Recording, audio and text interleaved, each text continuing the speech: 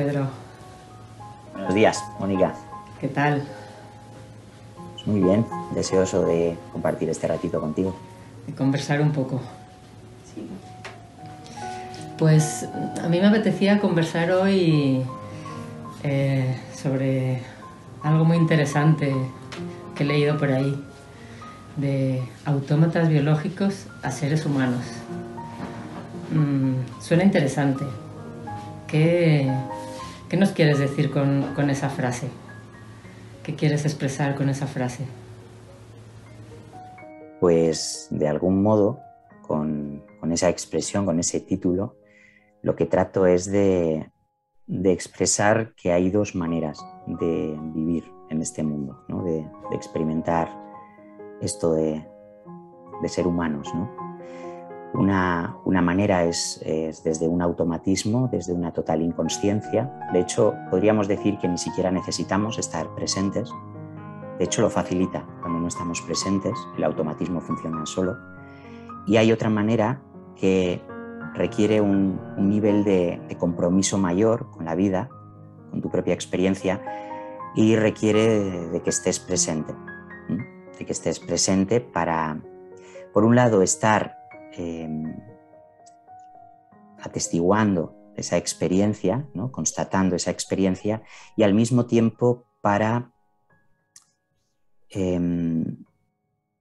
aportar algo que surge de ti, de tu esencia, de lo que realmente eres, que curiosamente contribuye a que esa experiencia sea de una manera o de otra.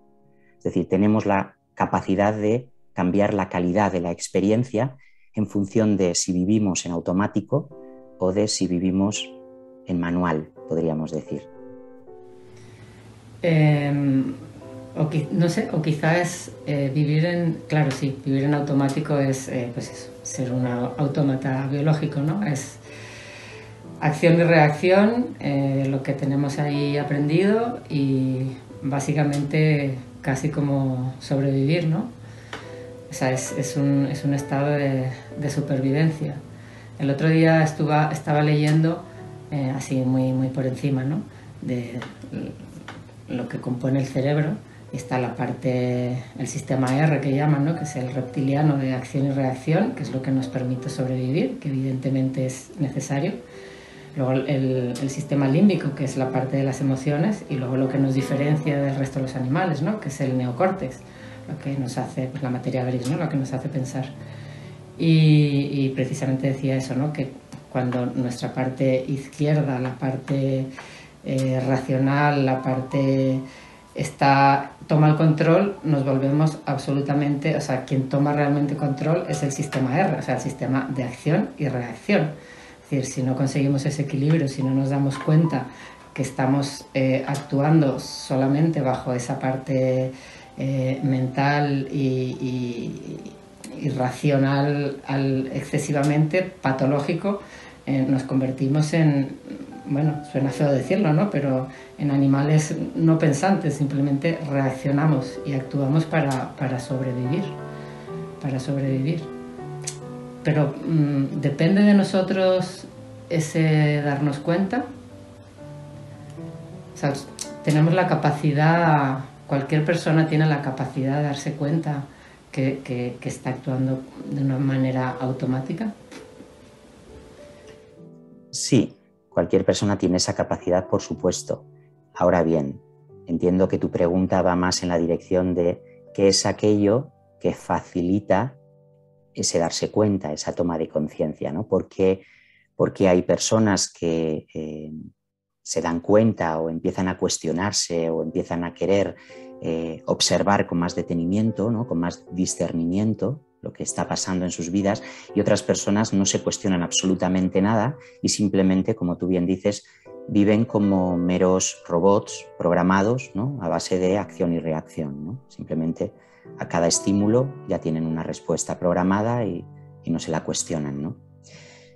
Desde mi experiencia, desde mi comprensión, porque no puedo hablar desde otro lugar, lo que marca ese punto de inflexión, ¿no? Que empieza a generar en nuestra mente más preguntas que certezas, ¿no? Porque hasta ese momento, dado que no nos cuestionamos nuestro sistema de creencias, todos son certezas, ¿no? O aparentes certezas, pero lo vivimos como si fueran verdades absolutas, ¿no? No hay cuestionamiento. A partir de un tipo de evento, ¿no? Que es el que quiero compartir ahora, ¿no? Que es lo que genera el punto de inflexión, empiezan a aparecer más preguntas. Preguntas que no se responden fácil. Preguntas para las cuales las respuestas aprendidas en el pasado ya no me sirven, ya no encajan, ¿no? Ese evento al que yo me refiero tiene mucho que ver con el sufrimiento. Es decir, ahí todos tenemos un nivel de tolerancia del sufrimiento, un cierto nivel de tolerancia del sufrimiento. Y cuando ese nivel se rebasa, ahí se produce algo, ahí sucede algo. Y eso que sucede puede llevarnos en muy diferentes direcciones. Una de las opciones, cuando el nivel de sufrimiento es muy elevado, ¿no? Cuando rebasa nuestro nivel de tolerancia, nos puede llevar a, pues desde adicciones a comportamientos compulsivos, evitativos, para intentar sedar, adormecer o distraernos del malestar. Ahí a quien le lleva a directamente, ¿no? A considerar que esta vida es la causa de ese sufrimiento, que la vida es la causa del sufrimiento y por lo tanto empiezan a aparecer ideas, ¿no? de mejor, ¿no? Desaparecer y quitarse de en medio, ¿no? Pero también puede suceder que precisamente porque ese sufrimiento rompe nuestra estructura mental de las cosas como las concebíamos hasta entonces, de nuestras estrategias para intentar, por escapar del sufrimiento, buscar el placer, ¿no? Llega un momento en que empezamos a formularnos preguntas profundas, ¿no? Preguntas del estilo de ¿qué sentido tiene la vida? ¿Qué sentido tiene que yo esté aquí? ¿Quién soy yo? ¿Para qué? ¿Para qué todo esto? ¿A dónde voy? ¿De dónde vengo? Las grandes preguntas que siguen sin responder para la inmensa mayoría de los que habitamos este planeta, pero que de algún modo, para cada una de esas preguntas ya hay una respuesta prefabricada. Ya hay una respuesta prefabricada, que viene generalmente, ¿no? De autoridades externas, de expertos.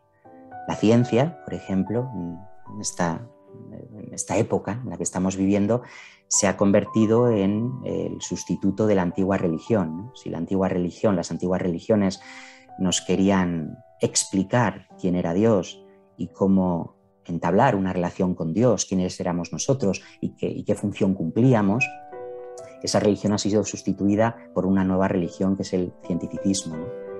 Y desde ahí pues se trata de responder de una forma prefabricada, como digo, todas esas preguntas profundas que no pueden ser respondidas desde afuera.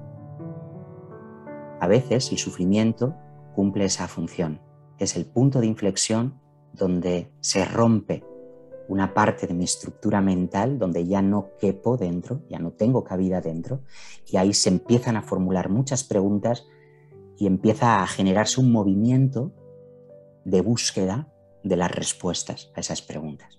Y ese automatismo se empieza a romper. Así es. Porque ya no me sirve, ya no es satisfactorio la respuesta que da el automatismo a las situaciones que estoy viviendo y que me generan sufrimiento, ya no es satisfactorio. Tiene que haber otra manera. Este es el pensamiento que aparece. Tiene que haber otra manera y la voy a buscar. Sí. Ciertamente, y cuando esto ocurre, ya no puedes escapar de esa ruptura del automatismo. O sea, ya te has dado cuenta de que todo aquello en lo que creías no era verdad o no es la verdad absoluta y ya no hay manera de volver atrás. Te digo esto porque a veces cuando te planteas tantas preguntas y no tienes respuesta, por lo menos a mí me pasa, ¿no? Hay momentos en los que digo, es que me gustaría no saber nada y ser pues, como podía ser antes o como toda esa gente que no se plantea ninguna pregunta y volver a ser autómata y ser feliz. Y pues eso, que no hay manera. Una vez que el sistema se rompe, ya no puedes volver atrás. Pero desde luego no es un camino sencillo de volver de encontrarnos y de darnos cuenta de lo que significa ser humano. Así es, y es comprensible además esa dificultad. Y es comprensible ese deseo, ¿no?, de volver a un estadio anterior, ¿no?, de inconsciencia, de no darme cuenta de lo que ahora me doy cuenta, ¿no? Pero fíjate que cuando estamos colocados ahí, ¿no?, y tenemos esa sensación de que, fíjate que me viene una escena, ¿no?, en la película Matrix, donde uno de los personajes, Cifra, hay un momento en el que pide precisamente esto, es decir, negocia, ¿no?, con los malos, digamos, ¿no?, y lo que le pide es: devuélveme de nuevo a la Matrix, ¿no?, hazme que me olvide de todo esto que he descubierto, y llega a una conclusión, ¿no? La inconsciencia es la felicidad. Esta es la máxima del ego, ¿no? Llamamos ego, para que todo el mundo lo entienda, a esa idea que tenemos acerca de nosotros, que hemos aprendido acerca de nosotros y con la que nos hemos identificado, ¿no? El ego es la identidad con la que nos asociamos, basada simplemente en un montón de ideas y de creencias adquiridas a través de nuestra experiencia. Pero no es más que eso. El ego no es más que una idea acerca de nosotros, pero no es lo que somos, es lo que creemos que somos. Entonces, el ego, para sobrevivir, esa identidad creada para sobrevivir, necesita de mi crédito, porque yo soy el que le doy vida. Cuando digo yo, me refiero a lo que yo soy, a lo que realmente soy. Para que esa idea siga sobreviviendo, necesita de mi crédito. Tengo que creer que es real, tengo que creer que soy yo. Entonces, una de las máximas del ego es la inconsciencia, es la felicidad, porque en la inconsciencia el ego sobrevive. El ego sobrevive gracias a la inconsciencia. ¿Qué pasa cuando hacemos ese pequeño salto o esos pequeños saltos y empezamos a cobrar consciencia? Empezamos a darnos cuenta de ciertos patrones, de ciertos mecanismos, de ciertas estrategias de evasión, de manipulación en nosotros. ¿Qué pasa? Que hay, durante un periodo que se puede alargar muchísimo, hay una sensación de incomodidad, ¿no? Como que escuece la verdad, escuece darme cuenta de lo que hago, por qué lo hago, cómo lo hago, de que detrás de las buenas intenciones en realidad hay, ¿no?, un beneficio secundario que quiero obtener de la otra persona. En realidad lo que hago no lo hago por el otro, sino que lo hago por mí, pero lo revisto de... ¿Me entiendes? Y escuece, ver todo eso escuece. La culpa, pero fíjate la culpa. que, claro, aparece un sentimiento profundo de culpa, de qué erróneo soy. Antes por lo menos no me daba cuenta, antes por lo menos creía que obraba correctamente, pero ahora me estoy dando cuenta de que soy un manipulador, un mentiroso, un hipócrita, me estoy dando cuenta de todo eso. Bien, aquí el punto importante es darnos cuenta de que cuando surge ese escozor, esa incomodidad, esa culpa, estoy mirándome desde el propio ego. Es decir, me estoy mirando desde el sistema viejo de pensamiento que me ha determinado lo que es correcto y lo que no es correcto, cómo tienen que ser las cosas y cómo no deberían de ser las cosas. Entonces, cuando yo miro mis propios mecanismos ocultos que ahora empiezan a salir a la luz y lo hago desde ese sistema de pensamiento, lo miro cargado de juicio. Me falta como un pequeño salto más. Es lo que... ¿no? En determinados círculos le llamamos el salto a la butaca. No te has salido del todo de la película. Salta a la butaca y observa. No eres tú. Es la forma en la que tu ego opera en ti cuando tú no te estás dando cuenta. El ego en este sentido funciona un poco como los carteristas, ¿no? Hay algo que define, dentro de los ladrones, ¿no? Hay algo que define a los carteristas que no tiene un atracador, por ejemplo. Y es que un carterista roba al despiste. Un carterista nunca se enfrenta, un carterista nunca te violenta. Un carterista solo espera que estés despistado para robarte la cartera. Si te das cuenta, no te la roba. Si tú le estás mirando, no te la roba, no te la puede robar. El ego es como un carterista, en el sentido de que funciona al despiste. Solo necesita que tú no estés presente, que estés distraído, distraída en cualquier otro asunto y demás. Entonces, esto es lo que ocurre, ¿no? Estoy contemplando un mecanismo, un patrón que está operando en mí que me hace daño. Es decir, yo me doy cuenta que a través de este mecanismo me hago daño, pero al darme cuenta de ese mecanismo, no me doy cuenta de que lo estoy juzgando desde mi sistema de pensamiento egoico. Y entonces me quedo atrapado en la culpa y ya no quiero ver más. Y muchas veces entramos en un estancamiento. Como tú bien dices, atrás no se puede ir. Lo que has visto ya no puedes no verlo. Ya no puedes fingir que no lo ves. Ya lo estás viendo y eso va a quedar a la luz, ¿no? Pero lo que sí puedes hacer es estancarte durante mucho tiempo. Ya no quiero ver más. Ya no voy a seguir por este camino, no quiero ver más, porque lo que veo no me gusta, porque lo que veo me hace sentir profundamente culpable. Y mucha gente en un camino espiritual se queda aquí mucho tiempo, con una profunda culpa. Pero hay que trascender eso también. ¿Cómo? Mirando la culpa. Hay que focalizar en observar la culpa y cuál es el argumento o cuál es la premisa que la alimenta. Y ahí volvemos a ver al ego funcionando. Decimos, vale.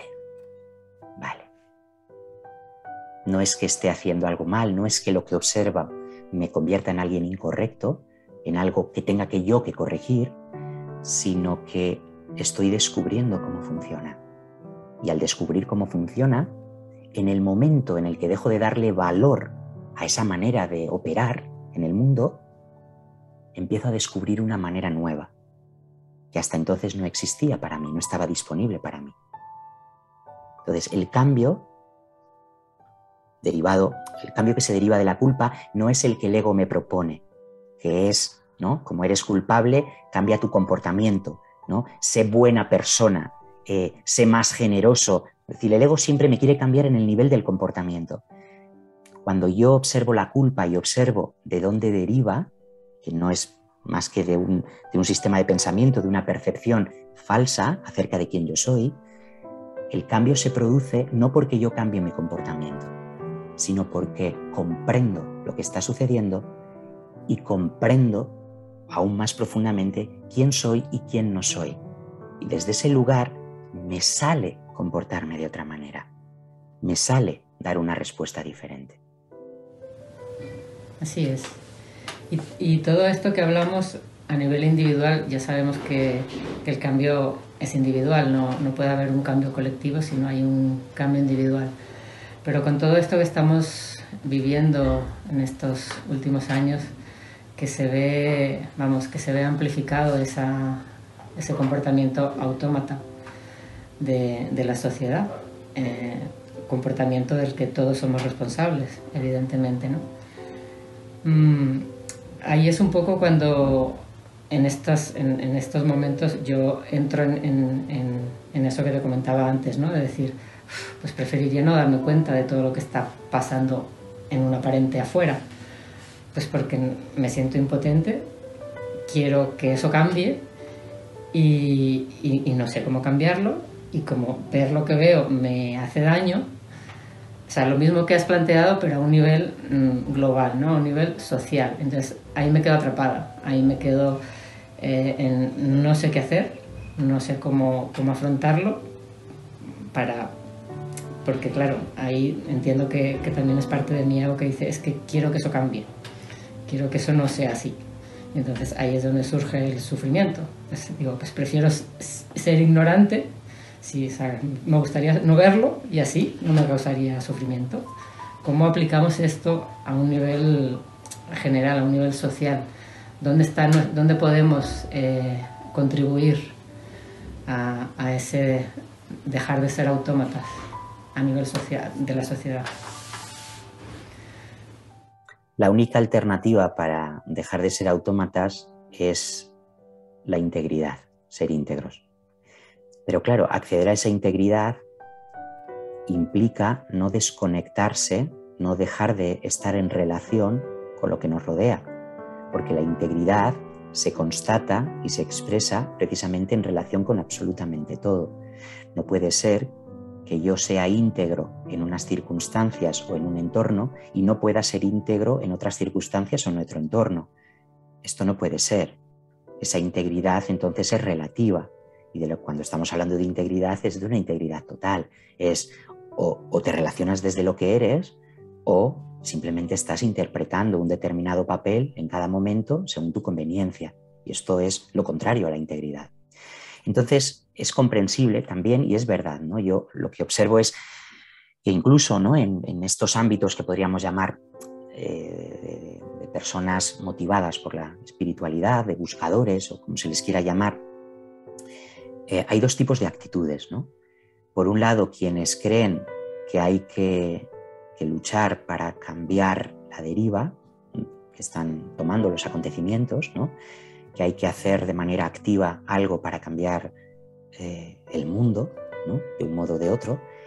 Y hay quien se va al otro extremo y considera que lo mejor es no mirar hacia el mundo y alimentar pensamientos positivos y enviar mucho amor al mundo, simplemente pues haciendo visualizaciones, pero no poniendo el foco, ¿no?, porque llegan a la conclusión de que si pongo el foco lo alimento, ¿no? Si yo quiero enterarme de qué está pasando en el mundo, eso es alimentar lo que está pasando en el mundo.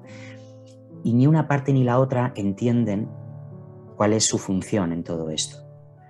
Porque los primeros creen que el error está afuera y que por lo tanto tienen que hacer algo para subsanar el error de fuera, que su cometido es restablecer el equilibrio cambiando el mundo.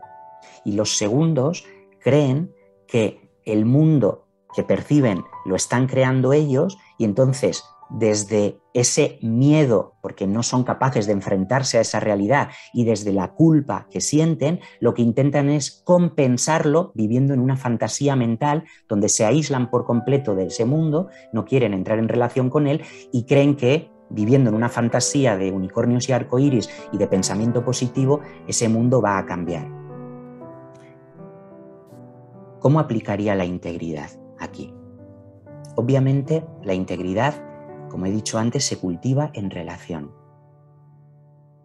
No podemos cortar la relación, la comunicación. Es decir, se trata de poder estar en contacto con lo que hay, no esconder la cabeza, sino reconocer lo que hay, y cuanto más reconozcamos lo que hay, mucho mejor, más consciencia tendremos de cuál es el escenario, ¿vale? Y aquí estamos, voy a explicar como dos aspectos de la conciencia, ¿no? Tomar conciencia implica como dos aspectos importantes. Uno es la atención. Quiero ver, voy a mirar, quiero saber la verdad de lo que está pasando. Bien, una vez que me hago consciente, porque pongo ahí la atención, no la retiro, no me despisto, no me distraigo, pongo la atención y reconozco esto es lo que está sucediendo, falta un elemento más que hay que poner en juego y es la intención. ¿Con qué intención miro? Cuando miro, ¿qué se genera en mí? ¿Y cuál es la intención que pongo en mi mirada? Y ahora vamos de nuevo a los dos ejemplos anteriores, ¿no? Los dos polos. En el caso de los primeros, la intención, es decir, yo observo y como mi atención va cargada de juicio, porque yo ya tengo una idea previa de cómo deberían de ser las cosas, ¿vale? Yo ya tengo una expectativa del mundo en el que quiero vivir y el mundo que veo no es el que yo imagino, el que a mí me gustaría. Entonces, ¿cuál es la intención que pongo? La intención, digamos, es el motor, la intención es lo que pone energía, ¿no? Mi intención es cambiar eso. ¿De qué manera yo puedo cambiar lo que percibo fuera de mí? En el segundo caso, la intención que pongo es la de escapar de aquello que cuando lo atiendo me duele, me genera miedo, me genera culpa. Entonces pongo la intención de escapar de ello. Y la mejor manera de escapar es meter la cabeza en el agujero o meterme en mi cueva o hacerme ermitaño. Me aíslo por completo y ojos que no ven, corazón que no siente, ¿no? Es una actitud infantil, ¿no? Es como el niño que se tapa los ojos y cree que el adulto no le ve, ¿no? No me puedes ver porque yo no te veo a ti, ¿no? Hay una nueva intención que puede aparecer, es decir, yo miro, pongo atención, reconozco lo que está sucediendo. Y aquí es muy importante, aquí me gustaría poner un matiz, es muy importante que diferencies lo que tú puedes constatar de lo que es un relato de segunda mano. Es decir, cuando yo hablo de poner atención, de lo que estoy hablando es de que reconozcas lo que puedes constatar. No lo que te cuentas. Eso es, desde tu propia observación. Porque la realidad que te cuentan no es la realidad, no necesariamente es la realidad que tú constatas. Y aquí estoy hablando de la realidad que tú puedas constatar. Vas a tener que mirar, que poner atención a la realidad que te rodea y que tú puedes constatar. Una realidad de primera mano, no de segunda mano. ¿Vale? Esto lo primero. Y en segundo lugar, ¿cómo cultivamos una intención que tenga la capacidad de cambiar la calidad de mi experiencia en relación a eso? Ahí es cuando yo, al poner el foco en mi realidad, me doy cuenta de que se genera un movimiento dentro de mí, un movimiento emocional, un movimiento energético, que es a lo que tengo que atender. Antes de intervenir en lo de afuera, primero tengo que asegurarme de que logro equilibrio dentro. Antes de ordenar lo de afuera, voy a poner orden dentro. Y algo está desordenado, porque algo está generando inquietud, algo está generando malestar, algo está doliendo adentro. Bien, antes de salir a salvar el mundo, voy a salvarme a mí. Es decir, voy a darme esa atención con una intención compasiva. ¿A qué me refiero? Una intención que acoja, no que rechace. Una intención de comprender, no de cambiar, no de juzgar. Tengo que comprender qué está pasando aquí, qué se está moviendo aquí, qué estoy pensando acerca de lo que sucede, qué tiene que ver con lo que yo creo acerca de mí. Es decir, ¿qué tiene que ver lo que sucede conmigo, con ese yo que creo ser? Primero voy a tener que poner orden dentro, voy a tener que comprender, voy a tener que ampliar mi conciencia de lo que se está moviendo dentro de mí. ¿Y qué pasa cuando empieza a haber claridad? Cuando comprendo, cuando veo la relación directa que hay entre lo que yo estoy sintiendo dentro y lo que yo estoy experimentando y lo que está sucediendo en mi realidad constatable. Entonces, debido a que empiezo a comprender, sé exactamente qué es lo que puedo poner ahí afuera, qué es lo que me toca compartir con lo de ahí afuera. Y me gusta la palabra compartir, porque implica que compartir, para poder compartir, tiene que ser algo que yo posea, algo que yo haya cosechado, algo que esté en mi posesión. Yo no puedo compartir lo que no tengo. ¿Cómo voy a resolver el problema de ahí afuera si no he resuelto el problema aquí adentro? ¿Cómo puedo llevar paz ahí afuera cuando hay conflicto aquí adentro? Si hay conflicto aquí adentro, no tengo ni idea de llevar paz al conflicto. ¿Cómo pretendo resolver ese otro? Pero cuando hay paz aquí adentro, porque he comprendido, la paz viene no por pensar positivo, la paz no viene por imaginar nubes doradas. La paz viene porque hay una comprensión, algo que no veía con claridad, lo veo ahora con claridad, lo comprendo, veo la relación entre causa y efecto. Y con esa claridad miro el mundo y comprendo lo que está pasando.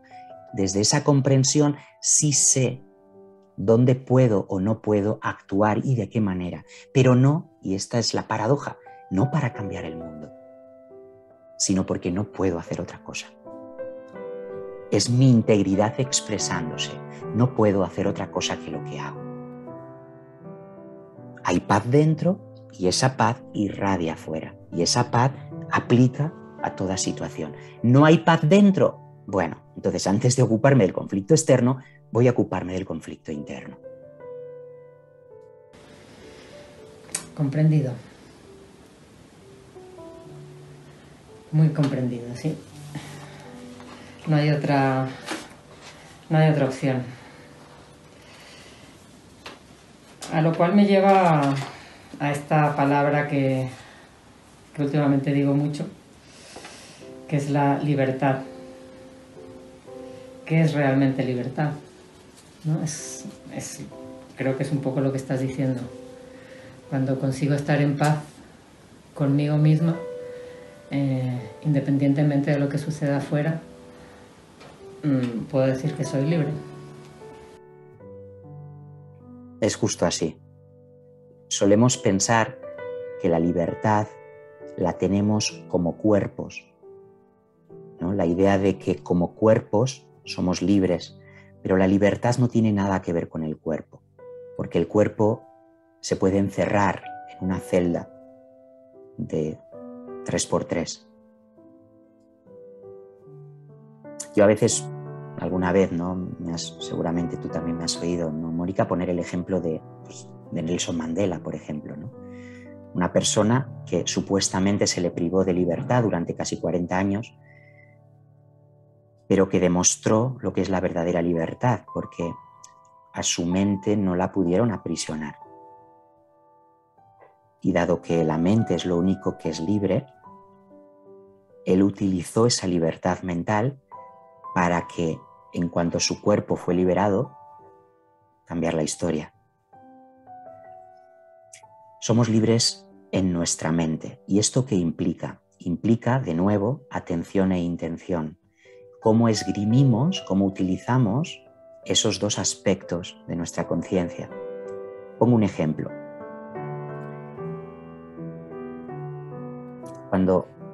Ahora que existen las plataformas, ¿no?, de películas y demás, como Netflix, por ejemplo, ¿no? Una vez que tú le das play a una película, ¿no?, seleccionas una película y le das play, tú no puedes cambiar el guión de la película. Tú no tienes libertad para eso. A ti te gustaría que esa película tuviera otro final, pero tú no puedes cambiar el final. A ti te gustaría que en esa película al protagonista no le sucediera lo que le sucede, pero tú no puedes cambiar eso. Entonces, ¿dónde está tu libertad? Tu libertad está en cambiar de película. La libertad que tú tienes como mente no es la de cambiar la película, sino cambiar de película. Y ahora fíjate, tenemos el escenario que tenemos. ¿En qué película te quieres vivir sin cambiar el escenario? Alguien podría decir, es que no se puede cambiar de película, porque sucede lo que sucede. Y aquí es donde introducimos un elemento más.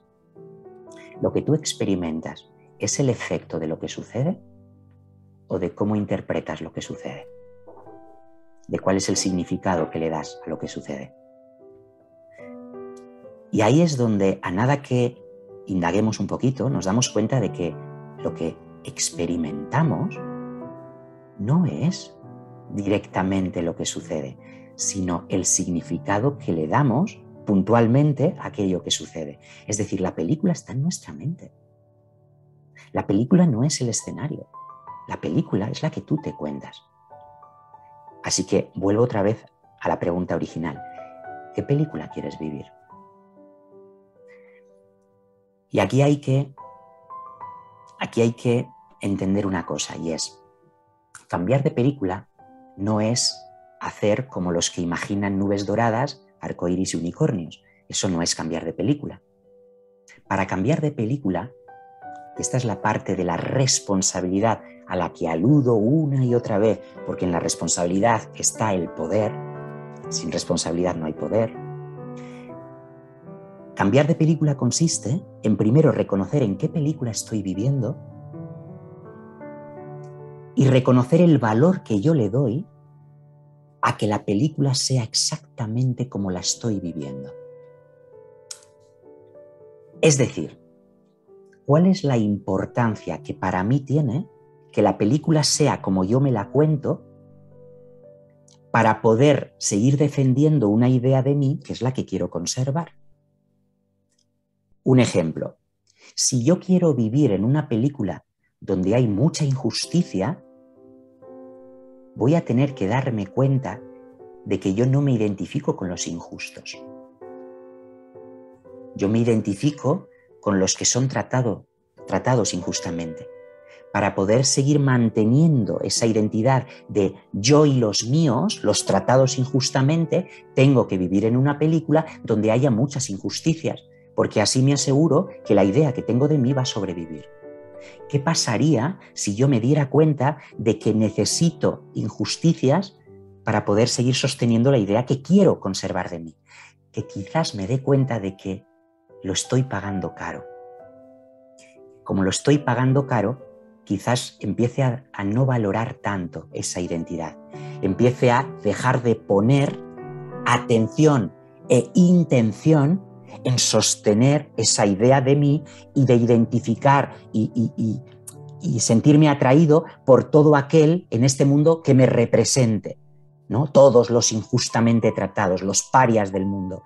Y cuando me doy cuenta de esto y asumo la responsabilidad, puedo elegir de nuevo. Espera.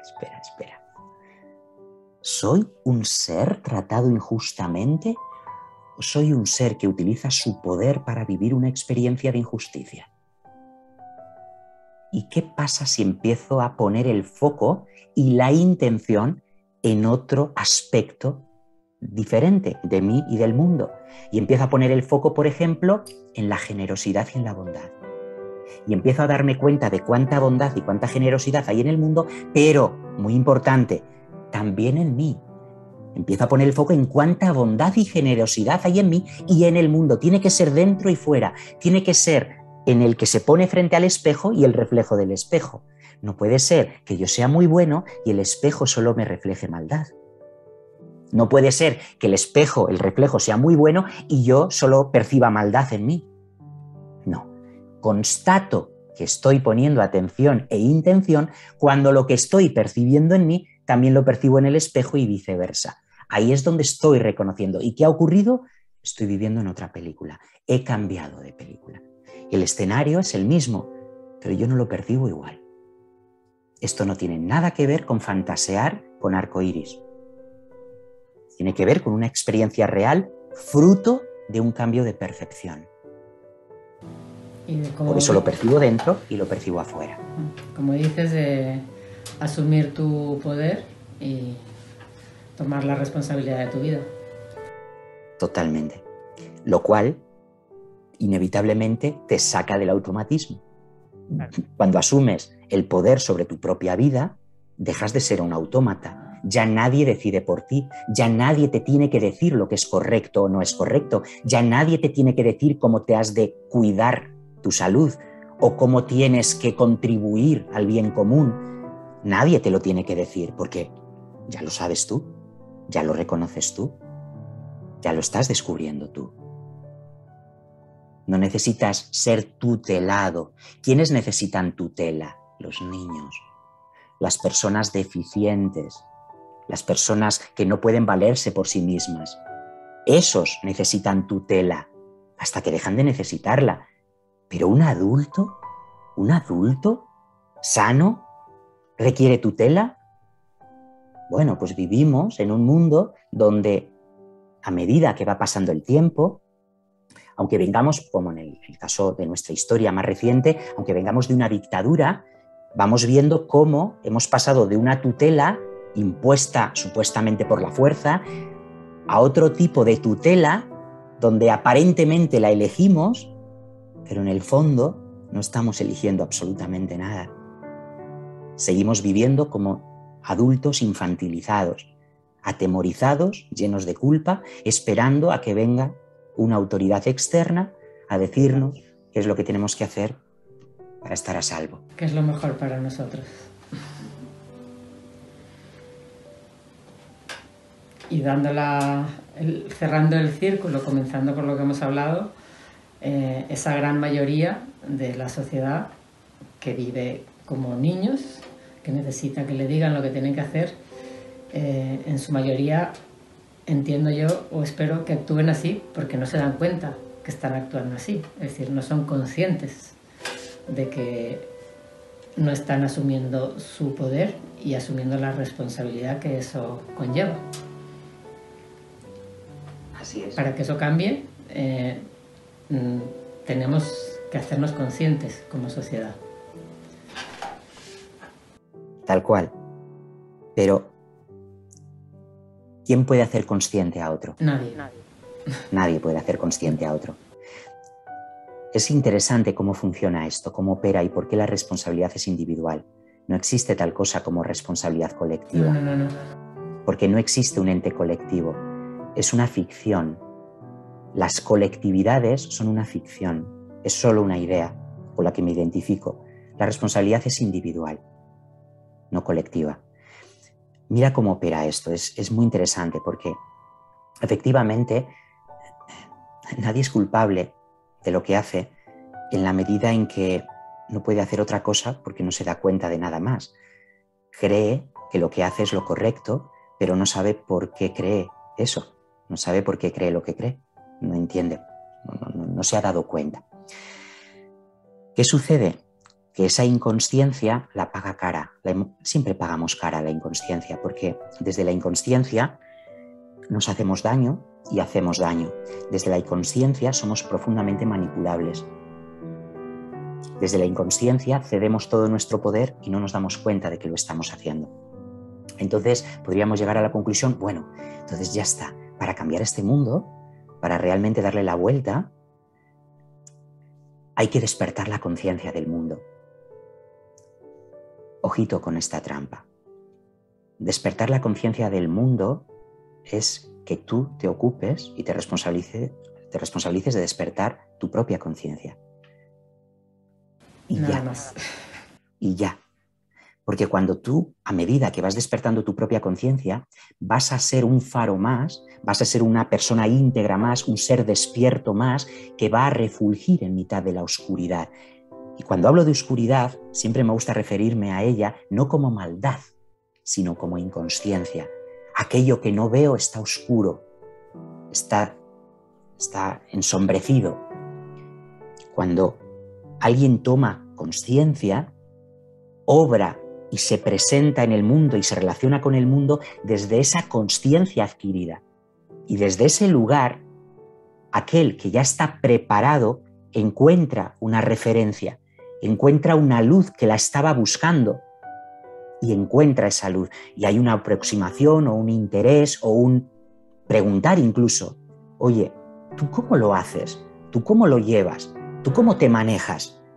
Pero ya hay un interés. Y esto es importante, la ayuda, por más que haya muy buenas intenciones, la ayuda no puede ir desde mí, que percibo una necesidad de ayuda afuera, hacia el que la necesita. La ayuda no funciona nunca así. En terapia, aquellos que nos dedicamos a la terapia o a la ayuda, lo sabemos. Bueno, no sé si todos lo sabemos. Hay algunos que quieren salvar el mundo. Siguen queriendo salvar al mundo. La ayuda funciona en sentido inverso. Aquel que se da cuenta de que está perdido, busca ayuda en aquellas personas que perciben, que ven más de lo que él ve, que se están dando cuenta de algo más o que comprenden algo más que él no comprende. Y entonces acuden a ti. Y esto es lo que nos ocurre pues, a las personas que vamos tomando conciencia y vamos siendo cada vez más y más íntegros, que despertamos en otras personas un interés que hace que se aproximen para saber ¿Cómo? que sabes tú que yo no sepa, ¿no? Que tienes tú que yo no... Y mientras tanto, a todos los demás se les deja en paz. Al resto del mundo se le deja en paz en su sueño, se le deja en paz en su infantilismo, se le deja en paz en su carrera al abismo, se les deja en paz. Porque en última instancia, ¿vale? Quiero rematar esto porque alguien puede pensar, pero eso es ser un poco desalmado, ¿no? Se les deja caer en el abismo porque en última instancia aquello que son sigue estando a salvo. Y a veces llegar al precipicio es lo que un ser necesita para que su sistema de pensamiento colapse y darse cuenta de que tiene que haber otra manera. Cada uno necesita llegar hasta donde necesita llegar. Pero en última instancia la responsabilidad efectivamente es individual.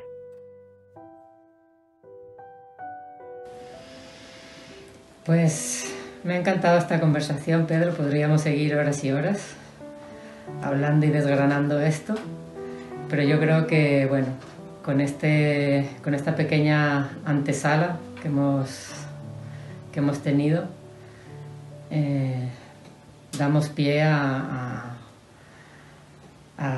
explicarle a la gente qué vamos a trabajar, qué aspectos vamos a trabajar en esta propuesta que tenemos para mediados de marzo, este retiro de 2 días, que también es un abreboca, porque evidentemente esto de darnos cuenta y ser conscientes es un trabajo continuo. Y lo único que se puede hacer en estos encuentros y en estas conversaciones es compartir, como tú bien dices, la propia experiencia y el propio conocimiento, y que esa experiencia pueda servir para que otras personas la apliquen en su vida y tengan su propia experiencia, que todas son diferentes. Entonces, bueno, pues la invitación es a compartir esto que cada uno ha experimentado y que puede servir a otras personas. Entonces, yo creo que esta conversación ha servido un poco como abreboca para hacer la invitación a este encuentro de pasar de autómatas a seres humanos y aprender a vivir y no a sobrevivir. Entonces, bueno, la invitación es para el fin de semana del 18 al 20 de marzo. Estaremos aquí en el Hogar Ayumaya, en Laguna de Cameros, en un hermoso espacio, un hermoso paraje, y como en nuestra propia casa, para charlar de estas cosas y de todas las inquietudes que puedan surgir. Si quieres decir algo para despedirte, para invitar a la gente. Sí, simplemente me gustaría decir que escuchando esta conversación que hemos tenido, que para mí siempre es muy agradable conversar contigo, es como esa sensación de compartir con alguien que habla tu mismo idioma, ¿no? y que te sientes pues acompañado, comprendido, escuchado, ¿no? y conversaciones que además te ayudan, ¿no? Como a crecer también. Si alguien ha resonado con lo que ha escuchado en ese retiro que haremos ese fin de semana del 8 al 20 de marzo, lo que trataré es de compartir con un poco más de detalle tanto cómo funciona, es decir, poder compartir y que se entienda cómo funciona nuestra mente, por qué creemos lo que creemos, por qué sentimos lo que sentimos, por qué actuamos como actuamos, entender cómo es ese funcionamiento interno, ¿no? Desde el automatismo, y entender también cómo está funcionando desde afuera, cómo hay una representación fractal, ¿no? De ese mecanismo de manipulación interna por parte de esto que llamamos el ego, ¿no? Cómo eso tiene un fractal afuera en forma de manipulación desde lo que podemos considerar las élites del poder en este mundo, ¿no? Y cómo efectivamente hay mecanismos, por ejemplo, de ingeniería social, que trataremos pues algunas de esas herramientas que ellos utilizan, que el darnos cuenta, el saber de ellas, hay mucha gente que no tiene ni idea de lo que es la ventana de Overton, no tiene ni idea de qué forma nos manipulan, ¿no? A través de mecanismos típicos, ¿no? Como el crear un evento que le llaman la acción, esperar a la reacción y luego venir, los mismos que han creado el evento original, venir con la solución. Y todos aquellos que no son capaces de gestionar su propio malestar, pues reciben esa solución como la única solución posible. Hay un montón de estudios que pues bueno, ellos los conocen bien, ¿no? Porque llevan haciendo experimentos desde hace muchas décadas para ser capaces de entender el manual de la mente humana y poder operar con él como con un mando a distancia. Sé qué tecla tengo que pulsar para lograr que la masa se mueva en una dirección o en otra, o acabe aceptando lo que tan solo hace unos años era inaceptable, o acabe votando lo que yo quiero que vote. Es decir, sé cómo hacerlo, porque conozco cómo funciona la mente. Ese manual que ellos tienen cuando obra en nuestro poder, cuando somos nosotros los que sabemos cómo opera la mente y cómo por lo tanto se puede manipular desde afuera, empezamos a hacernos cargo, responsables de atender y de estar vigilantes, no del mundo y de la amenaza, sino de estar completamente presentes para que cada decisión que tomemos, cada actuación que llevemos a cabo, la estemos llevando a cabo desde una integridad, desde una certeza, desde una comprensión interna y no desde una inercia que no hemos pensado sobre ella, sobre la que no hemos discernido y que en realidad no sabemos por qué estamos haciendo lo que hacemos. Simplemente lo hace todo el mundo y parece que es lo correcto. Sí. Esto es en lo que intentaremos profundizar en ese retiro. Y luego habrá un espacio suficiente como para el compartir, ¿no? El que yo sé que van a surgir muchas preguntas, muchos cuestionamientos, incluso pueden surgir muchos peros, ¿no? Pero, y me gusta que se abran espacios donde todos los peros salgan para poder dar respuesta a cada uno de ellos desde un lugar que no requiere creer. A mí me parece esto fundamental, desde un lugar donde no tienes que creer.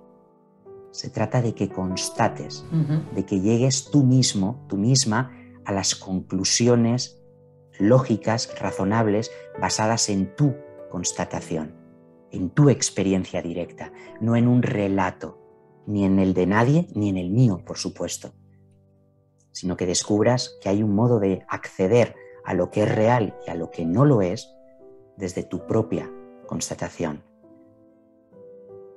Y como tú dices, solo será una primera pieza de dominó cayendo. Solo será la primera. En la medida en que algo se despierte en los asistentes, a partir de ahí la vida se encarga de ir trayendo las siguientes piezas que tienen que caer.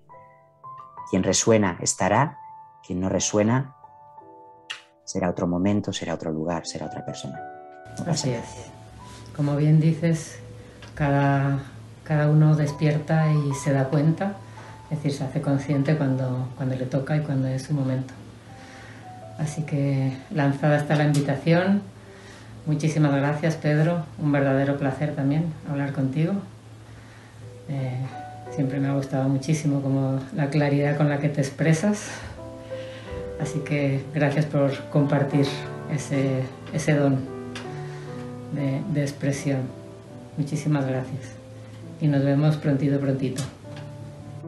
Gracias a ti, Mónica, y Alberto, que está en la parte técnica, porque me abrís siempre este espacio, me abrís vuestra casa y sé que desde hace tiempo también me abristeis vuestros corazones, como yo os abrí el mío y todo lo que podamos compartir para mí es un regalo. Gracias. Pues qué guay, me ha gustado mucho.